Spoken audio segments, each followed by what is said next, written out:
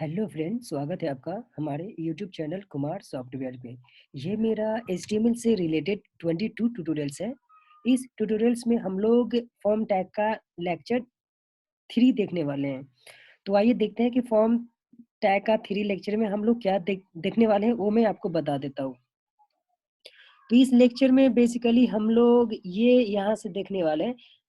मैंने इस form tag से रिलेटेड 2 ट्यूटोरियल्स बना दिए हैं और वो 2 लेक्चर में हमने बहुत कुछ पढ़ लिया, जिसमें से मैंने आपको यहाँ तक का पार्ट बता दिया है और ये सब का एक्सप्लेन भी कर दिया था। अब इस ट्यूटोरियल में हम लोग यहाँ से देखने वाले हैं। यहाँ से हम लोग देखने वाले बटन से लेकर फाइल बहुत इंपॉर्टेंट होती है, जो डेट टाइम ये सब बहुत इंपॉर्टेंट है। ये सब हम लोग देखने वाले हैं और साथ में ही हम लोग कुछ फॉर्म के प्रॉपर्टी देखने वाले हैं और कुछ जो इनपुट टाइप है उसके प्रॉपर्टी भी देखने वाले हैं। तो आइए मैं इस लेक्चर को स्टार्ट करता हूँ प्रैक्टिकल के साथ। और मैं आपको एक बात बताना चाहूँगा कि इस ट्यूटोरियल में हम लोग एक इम्पोर्टेंट पार्ट है, वो है आपका ड्रॉप डाउन, जिसे हम सिलेक्ट बोलते हैं। वो हम देखने वाले हैं।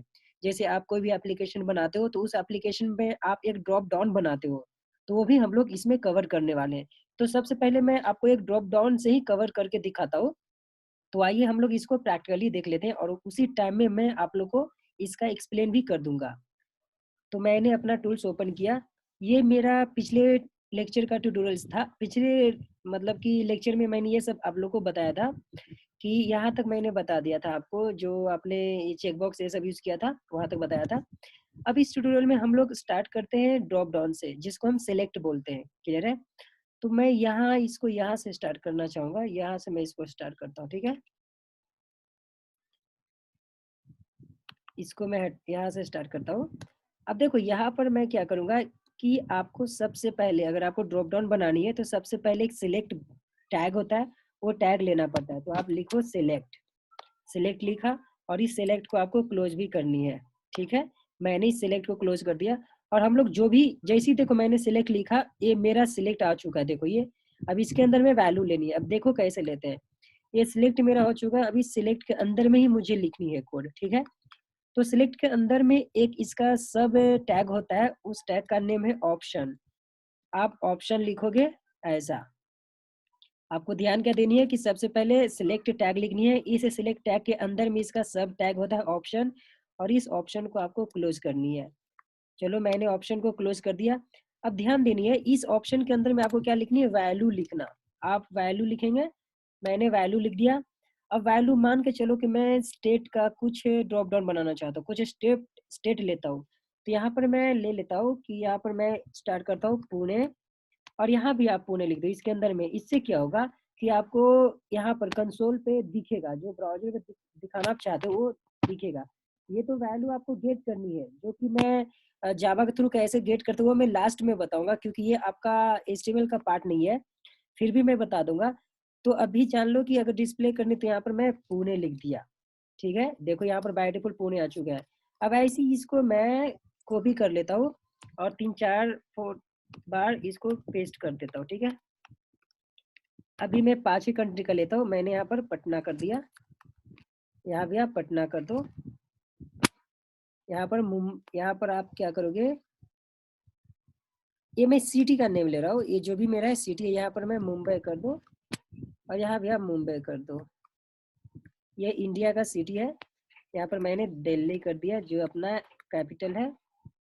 यहाँ पर मैं दिल्ली कर देता हूँ और इसको आप यूपी कर दो, जो आपका स्टेट है यूपी। यहाँ पर मैंने यूपी कर दिया। अब बताओ यहाँ पर मैं अभी तो कुछ दिख नहीं रहा है, तो एक और मैं यहाँ पर क्या लिखता हूँ, ऐसा लिख लेता हूँ ऑप्शन में। और यहाँ पर इसको देखो, ये जो वैल्यू इसको एम्प्टी छोड़ दो। इससे क्या होगा कि देखो मैं बताता हूँ, ये एम्प्टी छोड़ने से आपको अच्छा यहाँ दिखेगा। देखो क्या होगा, और यहाँ जो है ना, यहाँ पर आप ऐसा लिख दो ताकि अच्छा दिखे। यहाँ पर मैं लिख देता हूँ सिलेक्ट सिटी नेम और या फिर सिलेक्ट सिटी कर दो सिर्फ। यहाँ पर ऐसा दे दो। देखो अब बाय डिफॉल्ट आपका ये एम्प्टी से क्या होगा कि बाय डिफॉल्ट आपका ये दिखेगा सिलेक्ट सिटी। तो आपको समझ में आ रहा है कि यहाँ पर सिटी को सिलेक्ट करने के लिए बोल रहा है, ठीक है?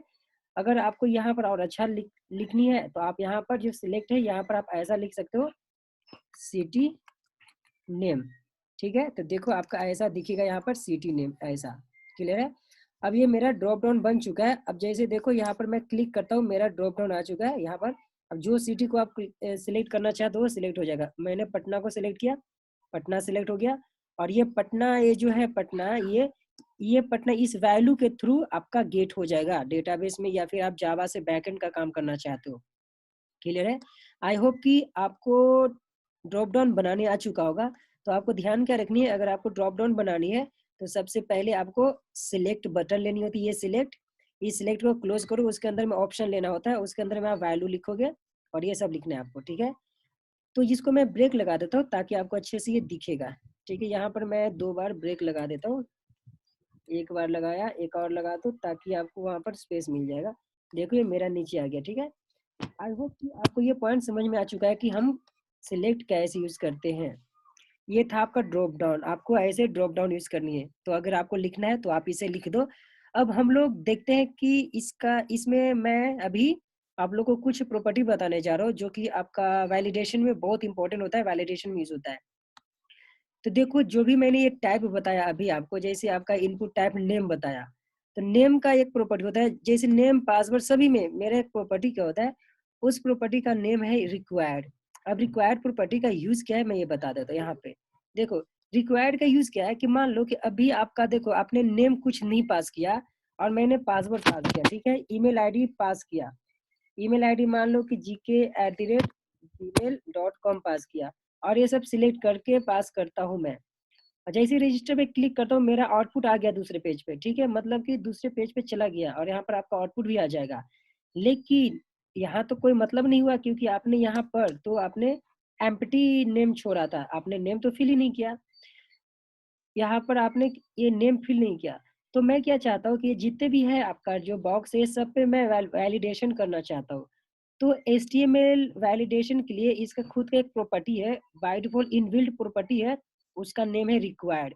उससे क्या होगा कि आपका बाय डिफॉल्ट ये वैलिडेशन हो जाता है। अगर आप यहाँ पर एम्प्टी बॉक्स को छोड़ते हो और जब सबमिट करोगे तो आपका यहाँ से एक मैसेज आएगा, बोलेगा कि आप इसे एम्प्टी मत छोड़ो, इसमें कुछ लिखो।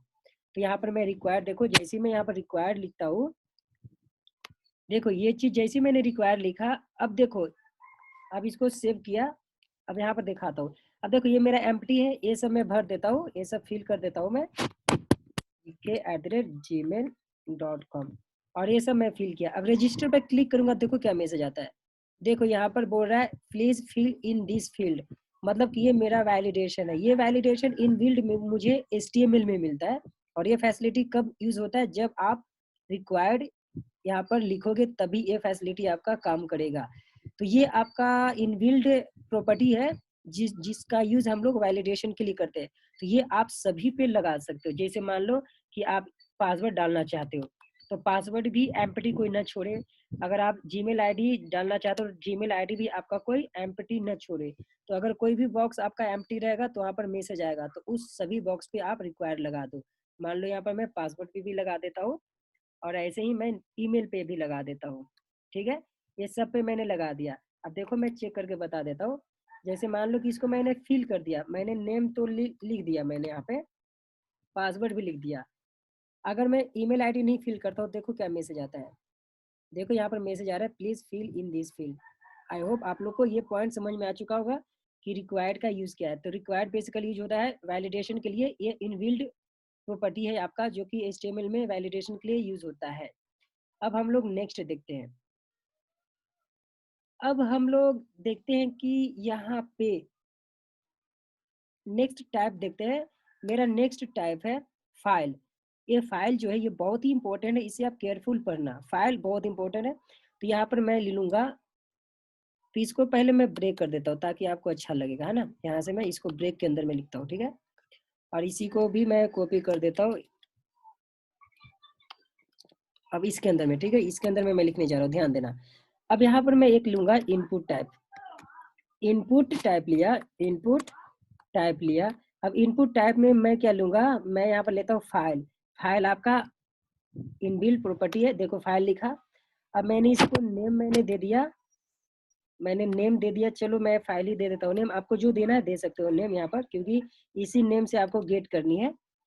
अब देखो जैसे मैंने ये लिखा, ये जैसे मैंने लिखा तो यहाँ पर देखो एक मेरा बटन आ गया, देखो चूज फाइल दिख रहा है सबको। यहाँ पर देखो फाइल जैसे मैंने लिखा, यहाँ पर लिख रहा है चूज फाइल। अब देखो इस पे जैसे क्लिक करूंगा तो मेरा फाइल के बाय डिफॉल्ट फोल्डर में आ गया, और यहाँ से आपको जो फाइल चाहिए, फाइल का मतलब कि आप इमेज, ऑडियो, वीडियो, आप जो भी सिलेक्ट करना चाहते हो आप यहाँ से सिलेक्ट कर सकते हो। मान लो कि मैंने ये इमेज सिलेक्ट किया और ओपन किया, तो देखो मेरा यहाँ पर देखो फॉर्म 2 नाम का इमेज मेरा जेपीजी में आ चुका है। आई होप कि ये क्लियर हो चुका होगा कि हम लोग फाइल कैसे यूज करते हैं। तो इस फाइल के अंदर में ये जो चूज फाइल है इसके अंदर में आप ऑडियो, वीडियो सब सिलेक्ट कर सकते हो। अब मैं चाहता हूँ इसमें भी मैं वैलिडेशन करना चाहता हूँ, तो अब मैं चाहता हूँ कि मुझे सिर्फ ये मतलब इमेज ही सिलेक्ट होनी चाहिए। मतलब जब चूज फाइल पे क्लिक करूँ तो मुझे इमेज ही सपोर्ट करना चाहिए, ऑडियो वीडियो सपोर्ट नहीं करना चाहिए। तो इसके लिए फाइल में एक प्रॉपर्टी है, उस प्रॉपर्टी को बोलते हैं एक्सेप्ट। यहाँ पर लिखना पड़ता है एक्सेप्ट। जैसे ही आप एक्सेप्ट लिखोगे, और एक्सेप्ट के अंदर में देखो क्या लिखना होता है, एक्सेप्ट के अंदर में लिखना पड़ता है अगर आप चाहते हो कि मैं इमेज ही सिर्फ लेना चाहता हूँ, मेरा ऑडियो वीडियो कोई अगर पर्सन सेलेक्ट करता है तो सिलेक्ट नहीं होनी चाहिए, सिर्फ इमेज ही सिलेक्ट होनी चाहिए। तो यहाँ पर मुझे लिखना पड़ता है इमेज, और यहाँ पर स्लैश, और यहाँ स्टार देना। अब यहाँ पर ध्यान देना, ये जो आपने स्टार दिया ये क्या रिप्रेजेंट करता है कि आप उस इमेज का कोई भी फॉर्मेट यूज कर सकते हो, जैसे जेपीजी हो गया, पीएनजी हो गया, बहुत सारी इमेज के फॉर्मेट होते हैं। तो ये आपको परमिशन क्या देता है, स्टार आपको क्या परमिशन देता है कि आप इमेज की कोई भी फॉर्मेट यूज कर सकते हो। क्लियर है?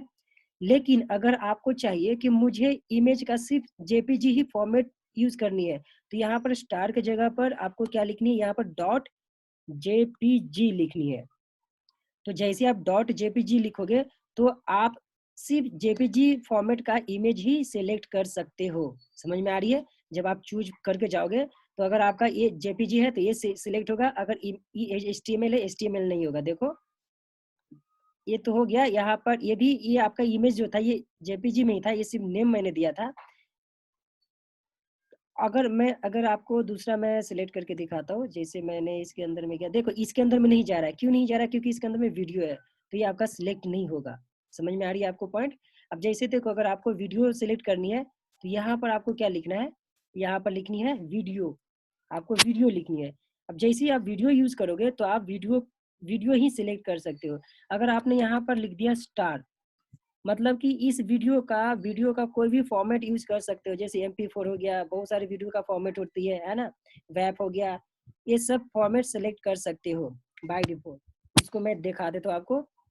अब देखो इसके अंदर में आ चुका है, देखो ये सब मेरा वीडियो ये सिलेक्ट हो जाएगा। ठीक है, ये तो था आपका, जैसे इसको ओपन किया मेरा ये सिलेक्ट हो जाएगा, ये आपका सिलेक्ट हो चुका है। देखो MP4 मेरा आ चुका है। ठीक है, ये था वीडियो का। अगर आपको ऑडियो चाहिए तो यहाँ पर आपको लिखना है ऑडियो, ऑडियो।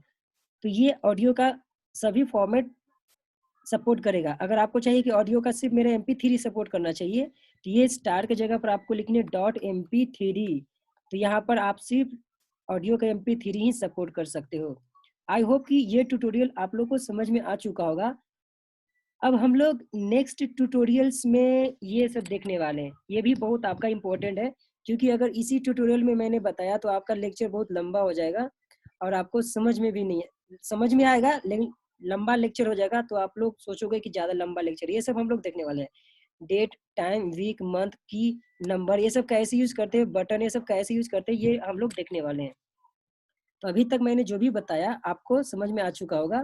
तो इसे अगर आप लिखना चाहते हो तो आप यहाँ से लिख सकते हो, यहाँ से आप लिख लेना। अब हम लोग मिलते हैं नेक्स्ट ट्यूटोरियल में। Thank you, bye bye.